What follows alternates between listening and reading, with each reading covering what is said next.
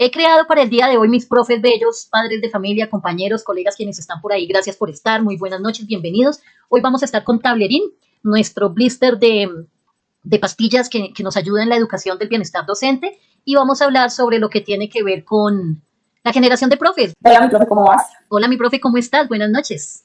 Muy bien, acá, de nuevo conectadísima. Súper, me encanta. Me encanta que estés aquí. Listo, mi profe Diana, vale. Claro que sí, cualquier cosita puedes comentar allí. ¿Qué tal tu semana, mi profe? ¿Cómo terminó? Muy bien, terminamos. Literario. Ah, súper. Ah, qué rico. ¿Y eso? ¿Qué hacen en ese espacio? Una estrategia nueva para inculcar a los niños de una mejor forma para que empiecen a coger amor a la lectura. Oh, qué lindo. Me encanta. Me encanta, me encanta. ¿Y lo haces a través de qué? ¿De cuentos o de algún texto en especial o libre o cómo lo haces? No, pues cada niño lleva su libro Ok. y pues lleva su compartir, ¿no? Entonces lo que hacemos es que al finalizar la lectura, después de un buen tiempo, escuchando música tranquila, ya departimos como tal lo que traemos de entonces para todos. Qué rico. Lo que trae cada quien y socializar. Sí. Mi profe Jennifer, ¿tú en qué generación estás? Si yo te dijera que hay una generación de profes que va por décadas 1970, 1980, 1990, 2000, 2010, 2020 y del 2020 al 2025, ¿en cuál te encuentras? Estoy como en 2020, 2025. 2020, 2025, ok, válido. Yo siento que yo tengo de todas un poquito, por lo que de la tiza a la IA. Y la tiza es la generación de los que estuvimos en 1970 en la educación, sea como estudiantes o sea como profes. ¿En qué época estabas de estudiante, mi profe Jennifer? En el 2000. Ah, sí. Tú eres de los actualitas. Sí, algo así. Ok, válido. Entonces, llamamos a esto las generaciones de los profes. Vamos a ver con cuál de estas generaciones nos identificamos. La primera sería la generación de la tiza, y obviamente se llama así porque pues teníamos esos tableros verdes viejos con unas tizas blancas y unas almohadillas o unos borradores que uno tenía que sacudir y todo se llenaba de polvo y uno andaba con una tos, etc. Luego tenemos, eso va de 1960 a 1970.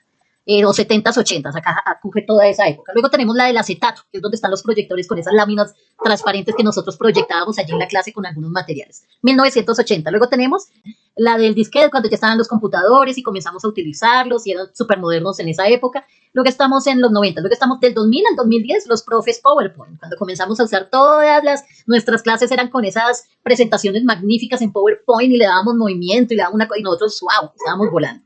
Luego llega para el 2010, 2020, todo lo que tiene que ver con aplicaciones, con plataformas en línea como Genially, WordWall, Quizzes, Canva, todas esas aplicaciones que nosotros usamos, Moodle, donde podemos generar una cantidad impresionante de contenido con nuestros estudiantes. Y hoy en día, del 2020 a hoy 2025, está la generación de la IA o inteligencia artificial y las narrativas digitales. Yo siento que esa es la mía, es en la que me muevo y es la que me encanta, pero tengo de todas las demás por la edad. Y porque pasé por todas, yo pasé por todas de niña, pues imagínate, en la tiza, los colegios era eso, yo era de la que movía la almohadillita y demás, ¿listo? Esas son como tal. La generación de la tiza fue esa generación entre los 60 y 70 que se caracterizaba por esos tableros verdes, en algunos salones eran negros, y con la tiza, pero que también había otra clase de educación muy diferente a la que hay hoy en día, se supone. Tenía como objetivo en ese tiempo la educación únicamente transmitir conocimientos de forma muy estructurada. Tenía características como cuáles. Eran clases magistrales. Profe Vero, ¿qué es una clase magistral? Pues esa clase donde el docente habla y habla y habla y habla y habla y el estudiante solamente tiene derecho a escuchar, a callar y comentar de vez en cuando porque los límites y la disciplina era muy diferente a la que tenemos hoy en día. Teníamos que había más orden, esos son los pros, había mucho orden, había claridad, había experiencia pedagógica, la mayoría de los docentes en esa época eran normalistas y pues eso permitía que hubiera una singularidad en ese trabajo. Contras, ¿qué contras puede llegar a tener esta generación de la tiza? Pues que hay una baja participación del estudiante a comparación de lo que tenemos hoy en día, y aparte de esto era poco innovador en recursos, obviamente para la época que estaba, pues estaba al día, hoy en día la vemos así porque pues ya hay muchos más recursos. Un ejemplo típico de allí era el profesor dictando la clase en el tablero, los estudiantes copiando en silencio, inclusive habían espacios, porque a mí me tocó como estudiante, donde si tú hablabas o te portabas mal o algo, habían castigos, y los castigos eran castigos físicos, donde te hacían poner la mano para darte con una regla, donde te hacían poner la mano para ponerte cuadernos o ladrillos, donde te hacían alzar la mano, inclusive había un rincón del castigo. Profe Jennifer, ¿sabías eso de esa época? Había un rincón del castigo inclusive donde allí se hacían los chicos que se portaban mal. Incluso los papás me dicen, no, la profesora me pegaba con la regla. Claro, y era válido, eso no era abuso. Antes y los papás le decían, dele duro si se porta mal. Y entonces uno como que hoy en día lo piensa y dice, a ver, no puede ser por ahí, claro que no. ¿Qué podemos aprender de esa época, de esa generación? Pues que se escuchaba mucho, en el sentido de que el estudiante, aunque era limitado por la disciplina, pero escuchaba, había más atención allí. Y se valoraba la participación activa, dependiendo del profesor que diera allí como tal la clase. Esa era la pedagogía del oprimido que aparece en la cátedra de Paulo Freire, donde el docente era un sujeto autoritario que tenía a sus chicos subordinados y se decía únicamente lo que hacía el docente, en este caso, o el adulto. El estudiante no tenía opinión, ni voz, ni voto. Era la época y pues que estemos hoy en día de acuerdo o en desacuerdo es muy diferente, pero era lo que había y pues de allí las personas se cogían. ¿Por qué la ley de los acetatos? Pues porque el acetato era uno de los recursos que a nosotros los docentes en ese entonces, o yo en ese entonces era estudiante, nos parecía muy llamativo, muy práctico el colocar allí las diferentes láminas a blanco y negro de color y proyectarlo en un tablero y demás para ser innovadores. Entonces, el objetivo de esta generación era facilitar la comprensión con ayuda de apoyo visual que recordemos que no se tenía anteriormente. Anteriormente era clase magistral. Aparte de eso, se hacía el uso pues, de estos proyectores, láminas que generalmente eran transparentes y se agregaba algo de video o algo de audio que no se había hecho aún y eran como sonidos muy básicos lo que había allí. Pros o cosas positivas, apoyo visual claro, inicios de recursos multimedias. Allí con el proyector iniciamos los recursos multimedias. La ley de los profes PowerPoint, bueno, la generación de los profes PowerPoint ya está en el 2000, al 2010. El objetivo era modernizar la clase y ampliar los recursos, pero también habían características de uso de presentaciones digitales que ya incluían sonido, imagen, video, audio, en proyecciones por medio de la internet o por medio de dispositivos que allí teníamos para poder conectar. Y proceden a la siguiente, que es la generación de los profes disquete. Entonces ya podíamos guardar cierto contenido educativo en algunos artefactos digitales para después generarlos en la clase. Tiene como pros la variedad de medios de incorporación, nuevas cosas para ver, para compartir, con actividades virtuales y en contra de pronto los riesgos a saturar con diapositivas y aún estaba muy centrado en el docente, porque el docente era el que explicaba las diapositivas, era el que las llevaba y pues no se le daba todavía mucho uso por parte del estudiante a la voz. Participaban más, pero todavía no era una línea horizontal, se mantenía vertical todavía. Más adelante es cuando se convierte horizontal, que todos pueden proponer y hablar. Luego tenemos los contras, luego tenemos las novedades que allí habían, que era incorporar con metodologías nuevas, se comenzaron a hacer las clases invertidas donde el interés no estaba tanto en la temática, sino en la realidad de los sujetos sobre esas temáticas, esas clases invertidas donde no partíamos de explicar un tema, de hacer la evaluación, dejar la tarea, sino que partíamos de la problemática y esa problemática se trabajaba a través de ella. Ahí se inicia con esa clase de metodologías, con proyectos y con una que otra redes sociales. En ese tiempo estaban todas las bibliotecas, las enciclopedias digitales. No sé si te acuerdas, profe Jennifer, que estaba se me va el nombre de esa enciclopedia. Encarta, ¿te acuerdas? Utilizábamos Encarta, exacto. Utilizábamos Wikipedia y utilizábamos alguna de esas primeras nociones de educación digital. ¿Listo? Esto está basado en la Sociedad Red, que es de Manuel Castel. La ley del disquete es una ley que coge a la docencia, ya va pasando del 2010 al 2020 y habla sobre utilizar las primeras tecnologías de información y comunicación, que son las TICs. Tiene características como que el uso era más esporádico, de computadoras, pero había allí, dependiendo de la clase de dispositivos que hubieran en el aula, que tuviera la escuela, porque no todas las escuelas los tenían. Y quienes los tenían recuerdan que había un salón de sistemas, pero en el salón de sistemas si habían unos 5 computadores, era mucho. Y entonces se tenía que hacer los niños como en grupitos de 5, grupitos de 10 por cada computador. Y ahí medio se trabajaba con ellos. Se manejaba un software básico, se manejaba alguna red social, que en ese caso era Messenger, y el correo electrónico muy de vez en cuando. Pros, se inició la alfabetización digital en la escuela y contras, que los recursos eran limitados porque la conexión no era como hoy en día, la conexión a internet. Uno tenía que conectarla a un teléfono, los niños de hoy en día no saben eso. Uno tenía teléfonos fijos y si tú querías conectarte a internet, tenías que desconectarte de la línea telefónica, entonces no podías recibir llamadas y tenías que conectar el módem para que pudiera haber línea. Y había un sonidito bien característico allí para que uno supiera que se estaba conectando y era lento, tenía uno que esperar a que se pudiera conectar. Pues los recursos eran limitados y había falta de confianza en la tecnología. Uno, porque no teníamos los recursos y dos, porque no estábamos alfabetizados para ello. Hay un autor que se llama Nicolás Negromte y él habla sobre lo que es todo el inicio de la alfabetización digital y él dice que quien puede aprender a sacar provecho de la internet genera algunas estrategias educativas colaborativas. La generación de las aplicaciones y las herramientas en línea. Aquí el internet ya cambia, comienzan a haber redes sociales, comienza a haber una cantidad de aplicaciones educativas, aparece por ahí Duolingo, aparece por ahí muchas aplicaciones que nos permiten generar contenido, observar contenido, herramientas en línea que nos permitían dar la clase de una manera más amena, por lo menos a los profes informarnos desde allí. El objetivo que tiene, aquí estamos hablando del 2010 al 2020, que es donde me dice mi profe Jennifer que está. El objetivo de valor era fomentar el aprendizaje participativo para partir de la alfabetización digital. Había uso de aplicaciones digitales como la gamificación, donde comenzamos a anexar algunas herramientas del juego a nuestras clases. También tendríamos el aprendizaje móvil, comenzamos a utilizar los dispositivos móviles para aprender. Gamificación, aprendizaje móvil, plataformas como Kahoot, donde comenzamos a hacer evaluaciones, quizzes, Genially, Wordwall. A la profe, pero principalmente le encanta Genially, Canva y WordWall. Yo creo que si a mí me dice con qué herramientas te quedas, yo me quedaría con esas 3 herramientas para crear contenido educativo. Genial, y me parece el mejor espacio para crear contenido gamificado. Todo lo que tiene que ver con escape rooms, todo lo que tiene que ver con trivias, con evaluaciones. Ahora tienen también inteligencia artificial y movimiento 3D. Puedes crear tu aula de clase virtual y acceder con ellos, tipo más o menos como lo que hace Minecraft Education. No sé si lo has utilizado, mi profe Jennifer, mi profe Lina. Canva, ¿también quieres ingresar, mi profe Linda? ¿Mi profe Lina? ¿Has utilizado Minecraft, mi profe Jennifer? No, mira que no. No, o sea, aún no he dimensionado, porque estoy en Canva. Ok, bien. Me encanta Canva. Pero mira que a mí me encanta Minecraft porque, y yo lo intenté usar una vez, y eso lo hablamos en un en vivo que hicimos el jueves de la semana pasada, que tuvimos invitados adolescentes hablando de videojuegos en línea y de los problemas. E imagínate que yo hice, no, listo, no te preocupes, hermosa, aquí te evidenciamos por el chat. Yo creé una cuenta en Minecraft porque permite hacer muchas cosas geniales. Tú puedes crear tu aula de clase en Minecraft y los estudiantes que tengan cuenta pueden ingresar allí, pueden hacer un laboratorio, puedes generar en tu aula de clases personalizadas, decorar el aula según las necesidades que tú requieras. Y yo generé una cuenta de Minecraft Education y comencé a armar mi aula. Pero de repente llegaron de esos mismos personajes, así como yo, avatares, y me destruyeron todo. Todo lo que yo había armado, porque es que la base de ese juego, según lo que hablábamos el otro día con Juan José, que era el invitado, el adolescente invitado con la mamita, en esos juegos lo que se permite es construir y destruir a través de los movimientos que tienen los muñecos, comunidades. Entonces, yo quiero construir una comunidad educativa, lo puedes hacer en Minecraft Educativo, pero a todos los participantes tienen libertad de moverse por donde quiera, entonces el que quiera puede llegar allí. Me decía Juan José, no, profe, lo que pasa es que hay jugadores que ya llevan mucho tiempo y les gusta hacer eso, que ven que alguien entra nuevo y está construyendo esa comunidad, entonces se van entre todos en parche y terminan dañándote todo. Entonces yo me quedé así como con las ganas, pero algún día voy a tener mi salón de clase en Minecraft y las invito para que compartamos y hagamos comunidad educativa ya. Canva también me encanta. WordWall, no sé si la has usado, así se llama y está escrito Word de mundo, Wall de pared.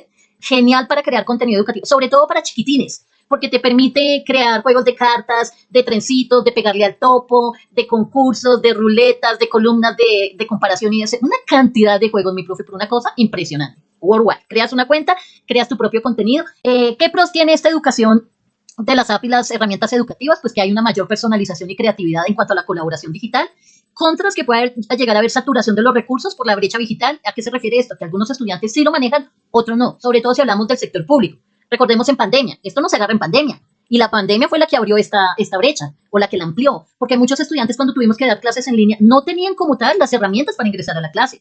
Si había un celular para el uno, no había para el otro, no había conexión, o X, Y, Z, había alguna problemática, pero yo siento que nos jaloneó a nosotros, a los profes, a ver, lo digital está ahí, y viene fuerte, y toca que nos innovemos. Entonces, ¿cómo te fue a ti en pandemia, mi profe Jennifer? Complicado por lo mismo. No se contaba con el internet todo el tiempo, y eran los datos.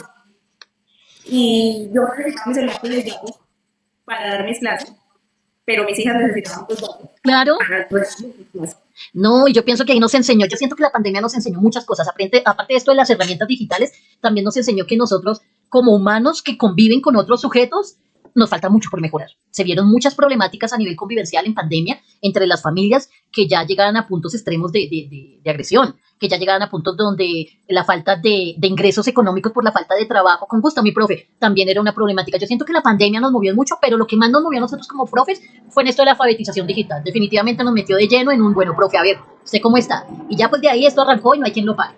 Un ejemplo típico de esta generación podría ser los docentes que usan Kahoot para dinamizar las clases con estudiantes respondiendo de sus celulares. ¿Has utilizado Kahoot, mi profe? ¿No?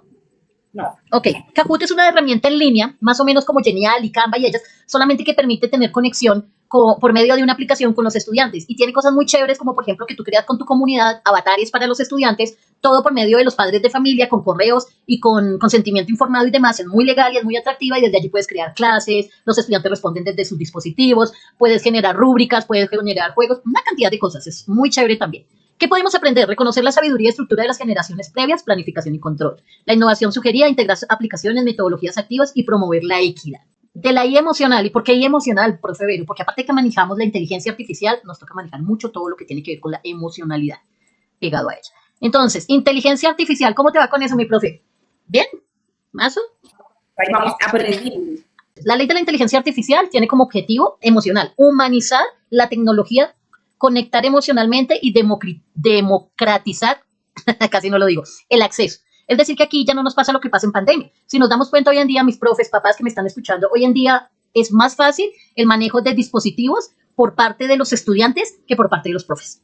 Es decir, ellos nos han superado en ese manejo y muchas veces no saben cómo lo están haciendo. Muchas veces los estudiantes utilizan inteligencias artificiales y realmente no saben si desde donde están ingresando, me refiero al correo electrónico desde el cual se están inscribiendo o registrando, es el adecuado. Porque si no lo sabíamos, una inteligencia artificial no se usa desde un correo personal. Se usa desde un correo creado solo para las inteligencias artificiales. Gracias por darle me gusta y gracias por compartir. La inteligencia artificial debe ser utilizada con una guía, generalmente acompañada de un adulto si eres menor de edad, porque se presta para muchas cosas. La inteligencia artificial, muchos profes dicen, ¿a ti te gusta que tus estudiantes utilicen inteligencia artificial, mi profe? Y mi profe Lina también pregunta para las dos. ¿O no pasa nada si la usan? Pues no, pues yo no tengo problema que la usen, pero siempre y cuando sea para cosas muy sencillas. Es que hoy en día utilizar ya para muchas cosas que no tienen calidad. Ok.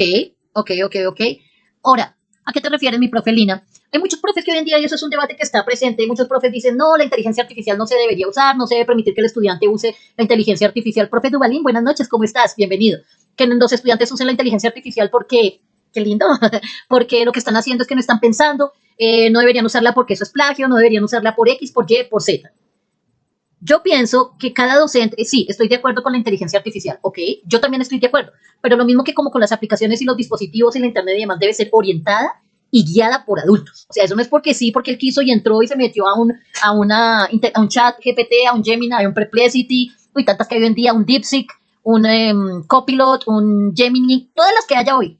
Se meten allí y comienzan a enviar información y a veces no nos damos cuenta de qué información estamos compartiendo y la ciberseguridad es algo que deberíamos tener muy presente hoy en día, de acuerdo a la actividad que se necesite. Claro que sí, hay actividades que lo permiten. Por ejemplo, yo puedo buscar información como buscábamos antes en Google, pero también puedo permitir, a mí me dicen algunos profe, pero es que hizo el ensayo con inteligencia artificial, ¿yo cómo se lo voy a recibir? ¿Tú qué harías, mi profe Jennifer? Tienes chicos de 10º, de 11, pides un ensayo y te llegan con el ensayo hecho todo con inteligencia artificial. ¿Qué haces? Es que es ahí donde la inteligencia artificial nos juega porque nos está ayudando a hacer todo. Y pensar un poco en qué es lo que estamos haciendo. Ok, válido. Ahora, mi pregunta es lo que yo casi siempre le comento a mis profes que me dicen eso es, yo pensaría que el problema no es que usen la inteligencia artificial ni que copien ni peguen. Es una realidad que se viene haciendo hace mucho tiempo y hoy en día es más abierta, por decirlo de alguna manera, porque siempre se ha utilizado el copy-paste. Que esté bien o que esté mal es debatible para cada persona. Yo ahí no entro a debatirlo. Pero lo que yo sí pienso es que si las inteligencias artificiales están ahí, pues ¿por qué no le permito al estudiante que las use? Listo, haga su ensayo, preséntemelo así, pero usted me lo entrega y yo evalúo lo que usted me sustente, lo que usted aprendió. El que usted me explique cómo creó el prompt, que es esa instrucción que se le da a la IA. Porque para crear ese prompt hay que aprender a preguntar. Y preguntar es una habilidad básica de la educación que los estudiantes muchas veces no tenemos porque los profes muchas veces no lo enseñamos. Enseñar a preguntar, enseñar a pensar, enseñar a generar ese aprendizaje significativo de eso que estoy acogiendo, convertirlo con mi realidad. Y ahí sí yo le digo, mire, profe, yo aprendí esto. Así yo la utilizo. Yo le permito a mis estudiantes, listo, hágalo, yo también la utilizo. Esa presentación que ven ahí fue hecha con inteligencia artificial. Toda fue hecha con inteligencia artificial. No, profe Vero, pero así que fácil, usted hizo eso con inteligencia artificial. Sí, claro. No, qué fácil. Bueno, hágame eso donde una inteligencia artificial usted le haga el color que quiere, la imagen que quiere, el texto que quiere, en español, con el título que quiere, con el contenido que usted quiere, porque ellos lanzan y envían y envían y envían. Y usted de eso que envíe y le responde, usted tiene que comenzar a seleccionar. Hay otra cosa, todas las inteligencias artificiales tienen eso que llaman, ellas alucinan. Es decir, que se imaginan cómo la realizó. Sí, total. ¿Cómo hizo eso, profe? Cuando una inteligencia artificial tú comienzas a darle información, quiero que hagas una presentación sobre este tema, ellos alucinan. ¿Qué es alucinar? Toman información de aquí y de acá e inventan una nueva información y te la botan.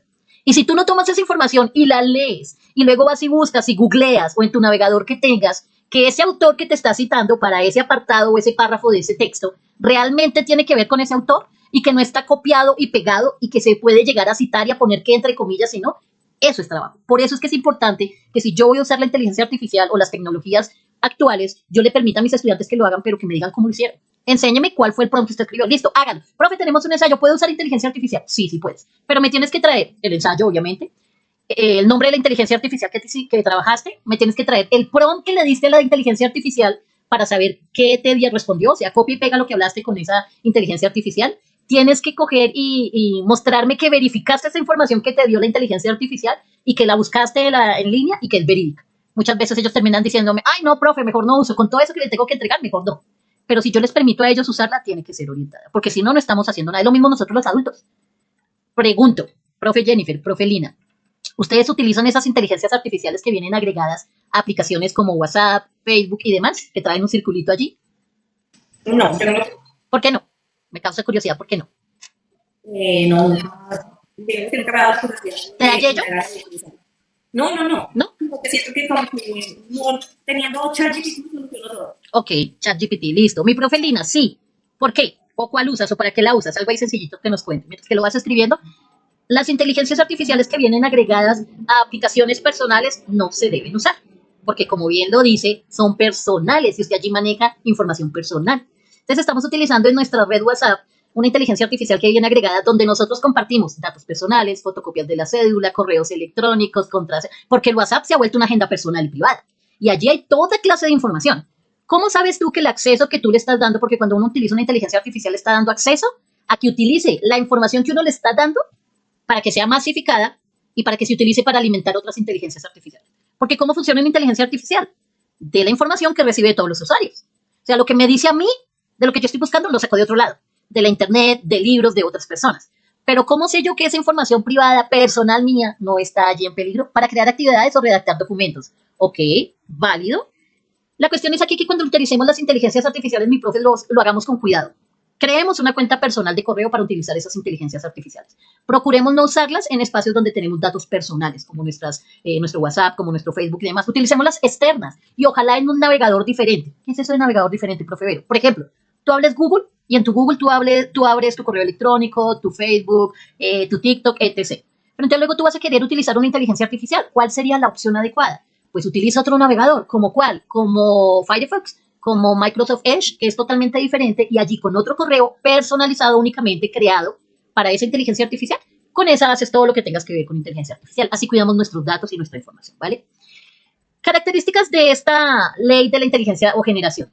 Uso de la inteligencia artificial generativa, creación de contenido en TikTok, lo que estamos haciendo hoy en día, en YouTube, diseño de narrativas, narrativas emocionales, ecosistemas conectados. Pro, ¿qué tiene de positivo este uso de estas herramientas? El alto alcance. Hoy en día, con un dispositivo y con una carga de internet, nosotros tenemos un alcance. Unos más que otros, y allí entonces entra algo que yo llamo lo superficial o la frivolidad, que son aquellas cosas cuando un video de... espera que no me están viendo porque tengo aquí la esta. Ya. Un video de... tiene 1 millón de likes, mientras que un video educativo donde uno dice estoy aprendiendo algo y demás, no genera esa clase de capacidad o no genera esa clase de masificación. Y entonces nos estamos moviendo por likes, por me gusta, por cantidad de usuarios, compran los usuarios, generan una cantidad de, entre comillas, trampillas para generar visualización. Entonces, si nosotros estamos tratando de generar conceptos educativos, que es mi caso y creo que la mayoría de los profes que estamos aquí, sí podríamos ponernos a pensar qué es lo que se está compartiendo en redes y qué es lo que están visualizando nuestros niños, niñas, jóvenes, estudiantes. Y nosotros también, porque ¿quién no se la pasa tiktokeando? Nuevo verbo, tiktokear. O cualquier otra red social donde estemos allí. Contras, el riesgo de burnout docente, enfermedad que debemos prestarle mucha atención.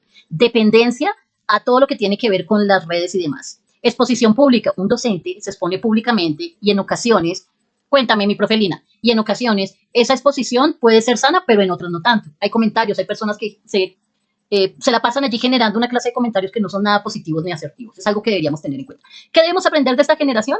Que debemos recuperar en algún momento los espacios de pausa, de desconexión, por ejemplo, terminar el envío y cerrar y desconectarme y tratar de compartir en naturaleza, tratar de compartir con familia, porque a veces estas líneas nos consume tiempo, crear contenido consume tiempo.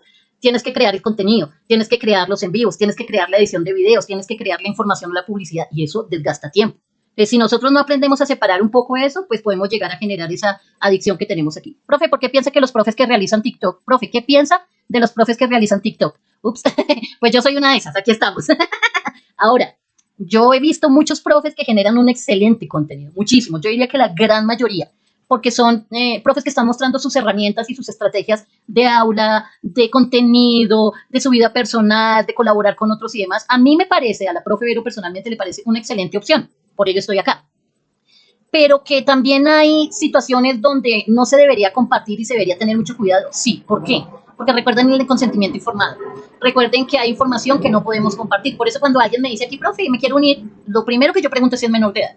Nosotros como profes tenemos que tener muy claro que hay cosas como personas públicas que nos exponemos, que podemos y que no podemos hacer. Me parece herramientas geniales, todo lo que tenga que ver.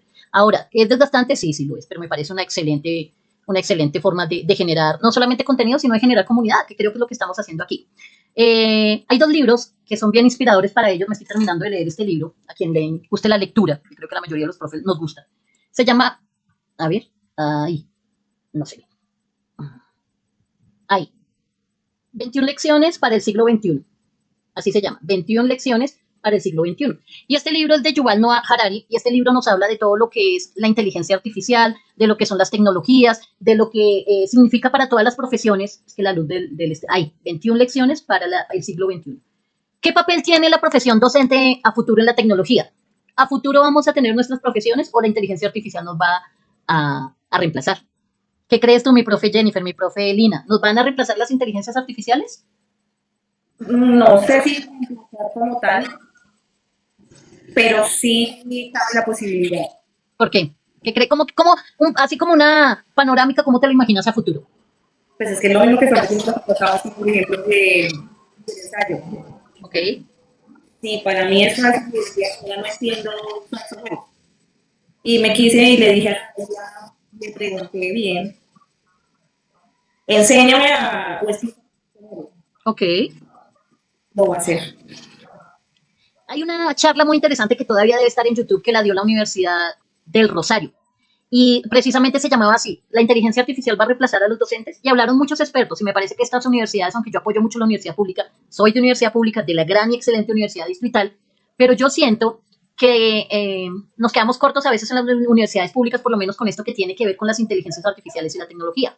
Por ejemplo, ya hay estudios en inteligencia artificial, en gamificación, ya hay especializaciones, ya hay diplomados, ya hay maestrías. Y siento yo que a nosotros los profes nos falta como un poquito, no sé si es miedo, no sé si es falta de tiempo, porque también la tenemos, de recursos, innovar un poco en ello. Porque si bien tú lo dices, es un poco lo que estamos viviendo hoy en día. A futuro decían estos, ya te respondo mi profe Lina, decían los ponentes de esa charla que está todavía en la red social YouTube, que lo que pintaba a futuro en un aula de clase eran estudiantes, muy pocos estudiantes, estamos hablando de 10, 15 estudiantes, donde había un tutor que era un agente tecnológico digital que podría estar a través de un dispositivo móvil o de computadores o de una pantalla de un tablero inteligente, y que desde allí los estudiantes se les daba el contenido y el aprendizaje que debían o que se les solicitaba emprender o aprender, pero que nunca iban a llegar a reemplazar al docente en físico, porque el docente tiene algo como persona, como humano, que nunca va a poder desarrollar una máquina, y lo decíamos el otro día. Jamás una máquina va a poder comprender las emociones o va a dar acompañamiento emocional a un sujeto, en este caso estudiante. Entonces nosotros, según lo que ellos decían en esa charla, nos terminaríamos convirtiendo en tutores psicosociales, algo así como el acompañante de los estudiantes a nivel socioemocional, y que estaríamos allá guiando en el aprendizaje que ellos van a hacer a través de inteligencias artificiales. Ahora sí te leo, mi profe. No creo que nos reemplacen, vienen a complementar el trabajo que realicemos en el aula, nunca la interacción suplantar. Bueno, eso pienso, completamente de acuerdo. Sí, lo que estamos diciendo, mi profe. No van a poder suplantarnos, que sí tendríamos nosotros y muchos podríamos perder nuestro espacio laboral porque necesitamos obligatoriamente innovar. Ellos decían que no va a reemplazarnos, pero que muchos docentes que no innoven van a quedarse sin su empleo, sin su espacio laboral, porque la tecnología va en aumento y en algún momento la educación va a dar un vuelco. Hace poco lo decían también, de que nosotros no podemos seguir educando, y hagámonos todos esta pregunta. Preguntémosle a nuestros padres o a nuestros abuelos cómo le enseñaban. Gracias, hermosa y hermosa, por compartir el en vivo. ¿Cómo aprendieron nuestros abuelos y abuelas? ¿Cómo eran las clases? ¿Cómo eran los profesores? ¿Qué cosas hacían? Y preguntémosle a nuestros hijos o a nuestros nietos de qué forma están aprendiendo. Si la respuesta está muy cerca de ser similar, estamos fallando como educadores. Porque todo ha innovado. Ha innovado la tecnología, ha innovado el sistema laboral, ha innovado los medios de comunicación, los medios de comunicación. Entonces la educación también debería estar innovando.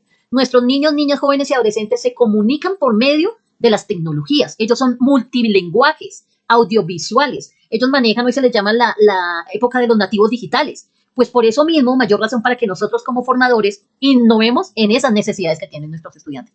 Y el convenio del Ministerio de Educación con TikTok en Colombia lo demuestran. Sí, no sé si estuviste allá, yo estuve allá, el profe Gámez estuvo allá, el profe, creo que el profe Juan José también estuvo allá, el profe Rubén también estuvo allá. Mi profe Jennifer, ¿tú viste el convenio de TikTok con el Ministerio de Educación? ¿Aprende en TikTok? ¿Te postulaste? ¿Hiciste el curso? No, no alcancé tarde. Pero ahí está todavía, tú puedes hacer el curso, es un curso de algunas horas, es muy... Es que yo hice una inscripción Ok. Se supone que me llegaron un correo y nunca llegó el correo. Bueno, yo sé que está por medio de TikTok. Tú ingresas a TikTok y escribes hashtag aprende en TikTok. O entras a Colombia Aprende y en Colombia Aprende en el buscador, porque toda página web tiene esa línea de buscador, ahí colocas aprende en TikTok. Y también lo encuentras allí, mi profe Lina, por Colombia Aprende y por la red social de TikTok. Y si no estoy mal, el Ministerio de Educación también lo tiene anclado, porque ellos hicieron esa combinación allí, ese convenio, como tú bien lo decías. Entonces ahí lo encontramos. ¿Qué vamos a encontrar, señora? Yo lo hice por el ministerio, pero que el correo llega toda la información y no me llegó nada. Bueno, lo que pasa es que cuando TikTok lo promocionó y Colombia Aprende lo promocionó, ellos lo promocionaron para que lo hiciéramos y para que enviáramos el video. Yo hice un video de uno de los en vivos que presenté y lo envié y me llegó la invitación para que asistiera al evento. Así me conocí con el profe James, con varios profes que están allí. Y ellos lo que hacen es que colgaron o subieron el curso a esas redes que te digo y allí puede todo docente hacerlo. Es un curso de unas horas, no recuerdo la cantidad de horas que es hoy en día, es como un diplomado. Y entonces tú ingresas, es un curso autónomo, te enseña qué es la red TikTok, cómo sirve, cómo un docente puede llegar a utilizarla para generar contenido, qué herramientas va a encontrar, qué recursos puede llegar a utilizar y demás, ¿vale, mi profe? Así de que, pues nada, ingresar a ello. Ahora, no solamente está esto de aprender en TikTok. Microsoft y el Ministerio de Educación tienen una cantidad de cursos gratuitos sobre herramientas tecnológicas para la educación, sobre ciberseguridad, sobre inteligencia artificial generativa, que es la que se encarga como tal, o la que nos sirve a nosotros los docentes. Rosa Monasterio. Buenas noches, Rosa, ¿cómo estás? Bienvenida. Gracias por estar.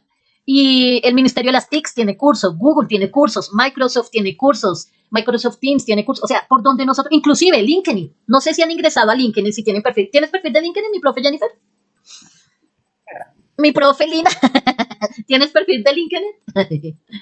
LinkedIn también brinda cursos para educadores sobre estrategias tecnológicas, sobre inteligencia artificial y demás. O sea, las herramientas están allí. Yo siento que a veces es no sé si es temor de pronto a no aprender, falta de tiempo, falta de recursos o simplemente, ¿para qué aprendo eso si yo soy profe y soy así? Pues el que le guste bien y el que no, no. Yo pienso que tendríamos que reformularlo. Y como bien lo decíamos en algún momento en esta charla de la Universidad del Rosario, tenemos que innovar como profes, tenemos que aprender a utilizar estas herramientas. La profe Lina se ríe, ¿por qué te ríes, mi profe? Sí, pero no he realizado cursos, pero te sirve para realizar cursos.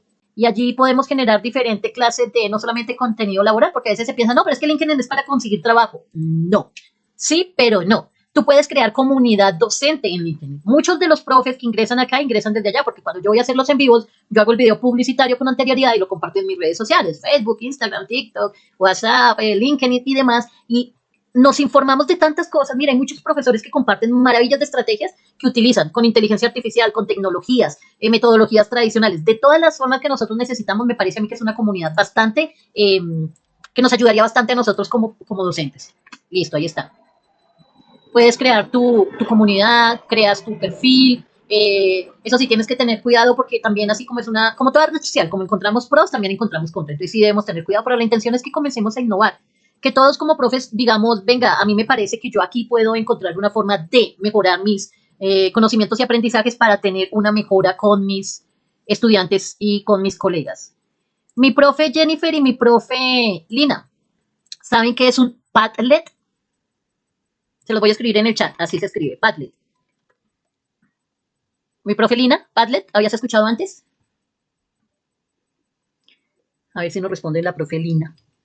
No, ok, un Padlet es un tablero, hagan de cuenta que es un tablero, es una herramienta que yo comencé a utilizar desde pandemia y te permite generar cualquier cantidad de contenido educativo. Es lo bonito de Padlet, que hacer un tablero digital, tú vas a poder compartir encuestas, imágenes, videos, preguntas, debates, puedes hacer un mapa de ubicaciones si quieres estudiar geografía, puedes hacer tanto contenido para con tus estudiantes y con un link ustedes pueden ingresar allí y comenzar a responder sobre las preguntas que yo les estoy haciendo allí. ¿Sí? Sí, mi profe, sí la puedes trabajar en el aula. También puedes trabajarla para dejarla como una tarea. Y hablando de tareas, ¿qué tal con las tareas, mi profe Jennifer? ¿Es la profe que deja mucha tarea, la profe que no deja tareas? ¿Cómo te va ahí? No, porque cuando bueno, entonces prefiero trabajar en clase.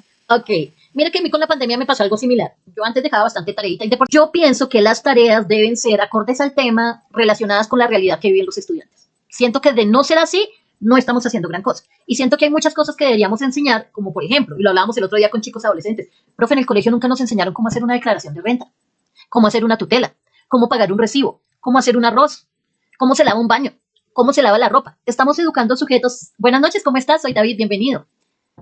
Estamos educando en temáticas que aunque son relevantes, si no lo llevamos a la cotidianidad, no estamos haciendo nada. En mi área o en mis áreas, que cuando no dicto todas las áreas en primaria, estoy dictando sexualidad, ética y valores, me permite un gran contenido de ejercicios que le sirven a tanto padres como estudiantes y los papás que me conocen. Por ahí hay un papá que me saludó ahorita, saben que yo envío tareas para la familia completa. ¿Por qué? Porque de nada me sirve a mí educar al estudiante si no educo al padre de familia, y no porque yo quiera educarlo porque él no sepa, sino porque a mí me interesa saber cuáles son esas interacciones que se manejan en familia. Entonces, bueno, desde la pandemia, cuando yo genero tareas, las hago como ejercicio de clase, que creo que es lo que tú me estás diciendo, profe Jennifer, para no dejar tareas. Entonces, el pelado trabajó tales. Ahora, si el pelado no trabajó, se va con tarea. Y entonces el padre de familia que ya me conoce sabe que como no trabajó en clase, se va con tarea. Pero si usted trabajó en clase, uno, yo puedo calificar en clase y luego no tengo que esforzarme para calificar más. Y dos, él va libre o ella va libre de tareas. Pero papá y mamá saben porque ellos ya han asistido a reuniones conmigo y saben, mira, si tu hijo llega a la casa con tareas, es porque no trabajó en clase. Y entonces ya ahí tiene que comenzar a, ¿qué pasó? Que hay tareas o trabajos especiales, sí, como por ejemplo este que les digo que se llama testimonios de vida. En testimonios de vida es una actividad que se trabaja en bachillerato, donde los estudiantes deben buscar algo o alguien para hacer un tipo de entrevista, si les sirven bien puedan, acójanla compañeras, sobre algo que le haya hecho cambiar la vida a una persona que conozca. Cualquiera. Que digan, mira, yo vengo a dar mis testimonios, lo pueden escribir en mi cuaderno, lo pueden grabar en un video, lo pueden grabar en un audio. A través de esto, con esto y demás, yo aprendí tal cosa. Vale. En quinto de primaria hago una que me gusta mucho y es que los chicos y las chicas deben venir personificados, vestidos, maquillados, ejemplificados, peinados y demás, con aquello que quieren ser cuando sean grandes como profesionales. Entonces tú estás empoderando a unos niños pequeños que van a bachillerato a que comiencen a... yo quiero ser médico, yo quiero ser veterinaria, yo quiero ser modelo, yo quiero ser cantante, yo quiero ser futbolista, yo quiero ser policía. Entonces llegan con su vestido de la profesión que tienen y con un cartel o un cartel, no, ¿cómo se llama? Como la cédula, ¿no? Como el identificador, algo así, donde está la foto de ellos, el dibujo de ellos y Andrea. Hola Andrea, buenas noches, ¿cómo estás? Entonces dice veterinario, estudió en tal universidad, tal cosa, profesional en tal cosa. Son proyecciones de vida cuando uno deja tarea de ser tareas significativas. Obvio, profe Vero, pues que usted no dicta matemáticas y no tiene que dejar la cantidad de ejercicios para, pues hagámoslos en clase. Y si podemos relacionarlos con actividades de la vida real, genial. ¿Qué mejor que estudiar números con cómo se hace una declaración de renta? ¿Qué mejor que estudiar números con cómo vamos a hacer un proyecto de vida en cuanto a gastos?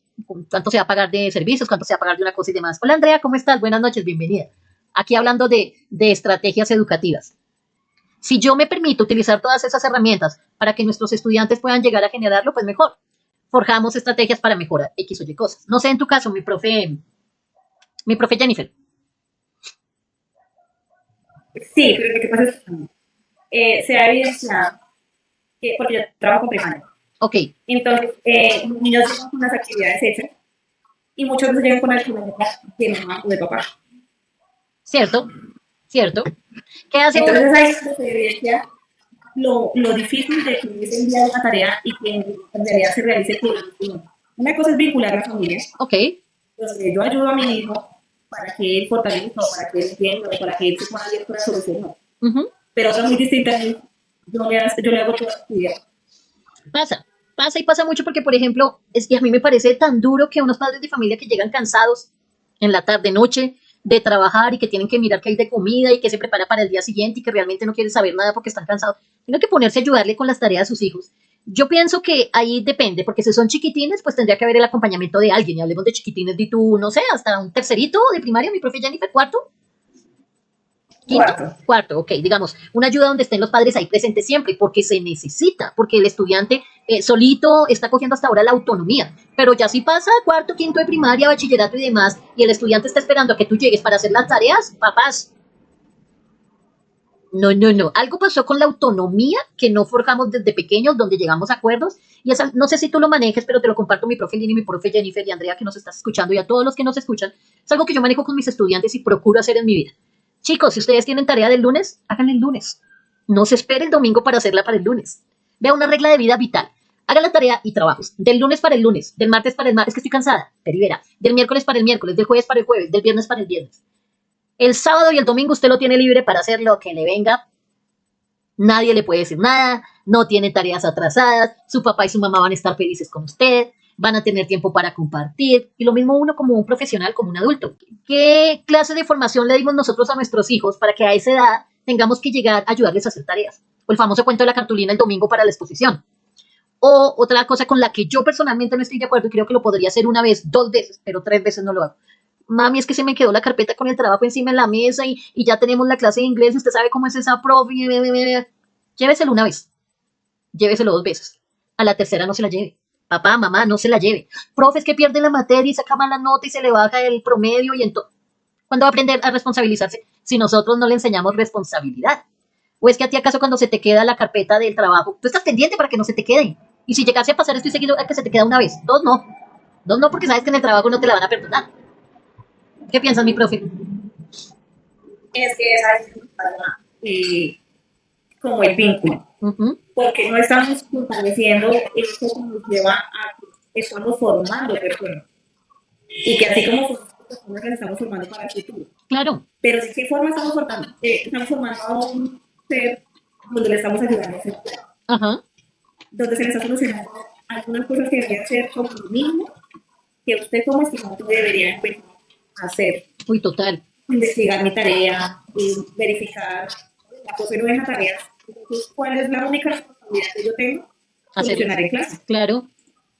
Hay algo que eso es bonito de hacer las cosas en clase y es que no estamos generando un conflicto mediante, no es que el papá o la mamá le hace la tarea, no es que lo sacó y lo copió y lo pegó de una inteligencia artificial, de un Google, digamos por el ejemplo. Tú te das cuenta que el estudiante cuando está, y cuando hablamos de aprendizaje significativo, siento que se nos queda por fuera un pedacito ahí, es que aprendizaje significativo es cuando el estudiante es capaz de llevar eso que está aprendiendo a su realidad. Por eso es importante que uno lleve el aprendizaje a la realidad. Si yo estoy aprendiendo sobre manzanas, cuando yo logro colocar una actividad cotidiana en las personas junto a algo que estoy enseñando, el aprendizaje significativo aparece. Ahora, enséñenle usted a sus estudiantes, profes, a que enseñen eso que usted les está enseñando. Cuando uno enseña lo que uno está aprendiendo, por eso es tan importante la oralidad, que yo le enseñe a mis estudiantes a expresarse, a hablar, a comentar. Muchos niños llegan a bachillerato, a 11, y tienen problemáticas para poder conformar como tal una oralidad, para poder presentar un proyecto de vida, para poder X, Y situaciones. Tendríamos que mirar qué está pasando allí y de qué manera nosotros estamos permitiendo que nuestros estudiantes aprendan. Somos la generación de la tiza, donde solamente es compartir información y yo soy el profe que da la clase magistral y yo estoy aquí en autoridad y mis estudiantes solamente escuchan y hablan cuando yo se los permita. Soy de la generación del proyector, donde yo ya permito que haya, del acetato, perdón, donde yo ya permito que haya cierta comunicación, pero también me acojo a otras herramientas. Soy de la generación del disquete, donde yo comienzo a utilizar algo de tecnología y comienzo a ayudar a los demás a comunicarse. Soy de la generación del PowerPoint, voy innovando, voy permitiéndole a mis estudiantes ser pares, nos comunicamos en horizontal, no solo en vertical, donde yo mando y el otro obedece. Somos, por el contrario, profes de aplicaciones y plataformas, que nos acercamos más a esa comunicación que tienen nuestros hijos e hijas, nuestros lenguajes, o somos profes de las inteligencias artificiales y las narrativas digitales. ¿Dónde nos encontramos? ¿Qué clase de información estamos nosotros generando? ¿Qué clase de innovación? ¿Nos estamos preparando o nos quedamos con los mismos aprendizajes que vimos en la universidad? En un proceso de transición, profe Vero, utilizo plataformas y herramientas, pero aún conservo líneas. Creo que esa parte no es lo que me querías decir. En un proceso de transición, profe Vero, utilizo plataformas y herramientas, pero aún tradicionales. Ah, ok. Es que aquí estamos para eso, hermosa, para aprender, porque los chiquitines de preescolar, aunque sí son muy manuales, son muy didácticos, muchas veces las herramientas con ellos sirven. Algo que no está bien con los chiquitines, y pienso que no deberíamos hacerlo, pero pues cada padre de familia es libre de hacerlo. No le des un celular a tu niño chiquito. No le conviertas el celular en tu niñera a tu hijo. Es algo que después cuando él esté en la adolescencia tú vas a tener muchos dolores de cabeza. Porque a veces cuando estamos muy ocupados terminamos soltando el celular y diciendo, bueno, niñera. Pero entonces la pérdida de prestar atención, el enfoque solamente en tanta información disruptiva y llamativa, el tener que estar todo el tiempo condicionado, quítale el celular a ver qué pasa después de que tú se lo has dejado un tiempo. O sea, ahí está la respuesta. Entonces, cosas que debemos hacer, innovar como profes, generar otras estrategias en clase. Tratemos de generar pocas tareas, y si son tareas que sean tareas significativas que tengan que ver con la realidad de nuestros estudiantes. Apliquemos eso de hacer las tareas en clase como ejercicios para no dejar tareas, y verá que eso mejora ampliamente nuestra cátedra. Esa y otras cosas podemos hacer. Yo pienso que cada profe tiene miles de herramientas que le sirven y que son productivas, y por eso estos espacios son tan importantes. De igual forma, mi profe Jennifer, gracias por estar. Siento que el aporte que damos siempre es significativo y pues de alguna manera no sé qué conclusión te quede de esas generaciones de profe que generamos hoy, que creamos hoy. Mira que es muy fortalecido todo lo que es vivenciado en este día contigo, debido a que lo que hoy decías, hay muchas herramientas, pero lastimosamente nos quedamos en lo tradicional. Queremos innovar, lo que decía el principio de live, hoy hice un picnic literario con mis estudiantes. Ok. La semana pasada hice una clase de armónica con música, Ujú. pero uno se queda súper curioso en muchas cosas. Y al conocer tanto sobre, ¿cómo te digo yo? Plataformas digitales que nos pueden ayudar, de esto uno se va enriqueciendo y va pensando que, oiga, sí, siempre hace falta un poquito más de nosotros. Sí. Entonces, en cuanto a las integrales, estos días que me he conectado contigo han sido totalmente de aprendizaje. Gracias, mi profe. Para mí también, no creas, las experiencias de todos son las que nos forman acá. Porque lo que tú comentas, lo que comenta mi profe Lina, lo que comentan los otros profes que están a veces, lo que comentan los papás, eso nos hace que aprendamos del otro. Yo puedo tener toda la innovación del mundo, tecnología y demás, pero tú me dices, no, mira, profe, yo creé, por ejemplo, el otro día el profe Jimmy nos decía, nosotros hicimos un picnic con madres de familia. Y allí lo que hicimos fue que les enseñamos a nuestros madres y a nuestras madres de familia lo que sienten por sus hijos, que se pueda llegar a demostrar que la educación emocional esté ahí. Les dejo 3 cositas para cerrar, donde quiero que nos pensemos un poquito sobre la importancia de abrirnos al cambio. Es importante como docentes, pero también como padres de familia, porque muchas veces los padres de familia somos, ay, pero si usted se la pasa todo el día conectado a ese celular, yo no entiendo qué es lo que está haciendo, mire sus notas, hablamos en negativo, tenemos que aprender a modificar el lenguaje. Ellos nos piden a nosotros que seamos asertivos, que seamos con sus hijos empáticos, pero ¿cuál es el lenguaje que estamos usando como padres de familia? Así que, ojo papás, ojo profes con ese lenguaje. Lo hablábamos en uno de estos en vivos que es muy importante. No peleemos con la tecnología, no estamos diciendo que lo tradicional no sirva, lo vimos. Todas las generaciones son importantes. Qué tan bonito esa cantidad de valores que teníamos anteriormente. Que uno dice, no, pues que era obligado y era porque si no lo hacían, pero habían. Retomemos cosas de los demás, aprendamos entre pares, eso que estamos haciendo hoy en día, compartamos con el otro los aprendizajes que tenemos, trabajemos la pedagogía flexible, la motivación, súper, súper, súper importante, la manera que yo motivo a mis estudiantes. En esa misma manera ellos van a reaccionar, pero si yo me encuentro con un profe que todo el tiempo me está desobligando, está haciendo comentarios un poco déspotas sobre mí, la manera como me habla no es la indicada, profesor o profesora, me está gritando, si yo encuentro ese profe que no cree en mí, que nunca me permite participar y demás, como estudiante, ¿yo cómo lo voy a seguir? ¿Cómo me va a seguir motivando? Rutinas claras, papás, mamás, tanto de estudio como de cosas que deben hacer, sus deberes, pero también de las cosas que pueden ganar. Y no necesariamente cosas materiales. Un tiempo libre, compartir en familia, una receta juntos, pausas cortas, ambientes sin distracciones. De esto hay que salir en ocasiones. Dediquen un día, 1 hora para tiempos sin pantallas, donde están en familia. Papás, acompañamiento sin invasión, estar allí, preguntar cómo ayudar, corregir, no imponer. Estamos en nuevas épocas donde dialogando podemos lograr mejores resultados, sobre todo si ya son volantones, como dicen por ahí. Porque con los chiquitines tú todavía colocas la norma, pero con los más grandes las colocamos entre todos, no se nos olviden. Valorar el esfuerzo, no solo las notas, papás. No es importante que tu hijo saque 5 solamente, porque ese nivel de exigencia en la adultez no lo va a dejar estar tranquilo. Un 4.7 está bien.